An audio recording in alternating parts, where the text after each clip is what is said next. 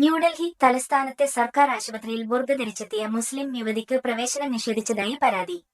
Gate പാസുണ്ടായിട്ടും തടഞ്ഞുവെന്നും അകത്തേക്ക് പോകണമെങ്കിൽ ബുർഗ അഴിച്ചുവെക്കണമെന്ന് സുരക്ഷ ജീവനക്കാർ പറഞ്ഞതായും പരാതിക്കാരിയായ ഡൽഹി സ്വദേശിനി തബസ്സും പറഞ്ഞു. ഡൽഹിയിലെ ഗുരു തേജ് ബഹാദൂർ സർക്കാർ ആശുപത്രിയിൽ പ്രസവിച്ചു കിടക്കുന്ന സഹോദര ഭാര്യയെ കാണാനെത്തിയപ്പോഴായിരുന്നു സംഭവം.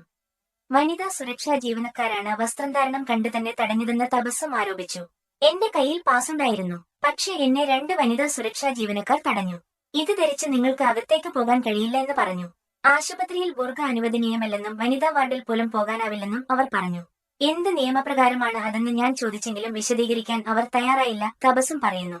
രാജ്യത്ത് ഇത്തരം സംഭവങ്ങൾ എല്ലാ ദിവസവും നടക്കുന്നുണ്ടെന്നും സാധാരണയായി മാറിയെന്നും ജാമിയ മില്ലിയ യൂണിവേഴ്സിറ്റിയിലെ സോഷ്യോളജിസ്റ്റ് പ്രൊഫസർ ഇർഫാൻ അഹമ്മദ് പ്രതികരിച്ചു.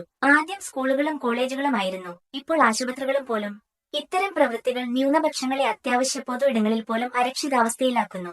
ഇത് അസ്വീകാര്യമാണ്, അദ്ദേഹം പറഞ്ഞു.